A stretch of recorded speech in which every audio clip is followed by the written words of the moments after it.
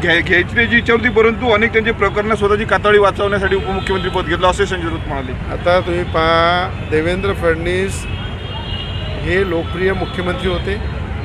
ते मुख्यमंत्री असताना त्यांना एकनाथ शिंदेला मुख्यमंत्री बनवायचं होतं, म्हणून त्यांनी स्वतः उपमुख्यमंत्रीपद घेतलं. जर देवेंद्र फडणवीससारखा एक चांगला नेता 2 पाऊल मागे येऊन जर त्या ठिकाणी मुख्यमंत्रीपद सोडून उपमुख्यमंत्री बनू शकते, तर मला वाटते बहुमत भाजपचं आहे, एक हाती सत्ता आहे. आणि तेच डोक्यामध्ये ठेवून एकनाथजी शिंदेंनी आज देवेंद्र फडणवीसांना जी संधी दिली आणि एकनाथजी शिंदे 2 पाऊल आज मागे झाले, तर मला असं वाटते यालाच राजकारण म्हणतात की एकामेकाला वेळेनुसार संधी द्यावं लागते, 2 पाऊल मागावं लागते.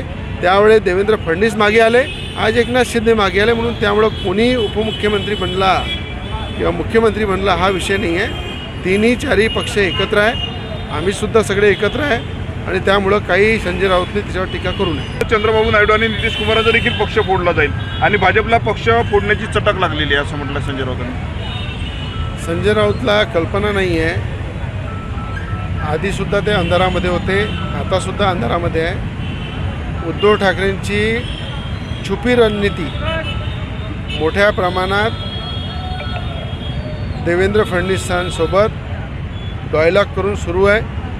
येणाऱ्या काळामध्ये देवेंद्र फडणवीस हे राज्याचे जे मुख्यमंत्री आहे त्यांचं नेतृत्वसुद्धा उद्धव ठाकरेंनी स्वीकारलेलं आहे. येणाऱ्या काळात मोदीजींचंसुद्धा नेतृत्व उद्धव ठाकरे स्वीकारणार आहे. त्या गतिविधीने त्यांचे पाऊल टाकणे सुरू आहे. म्हणून अचानक असा झटका बसेल संजय राऊतला की उद्धव ठाकरेसुद्धा भाजपसोबत दिसेल.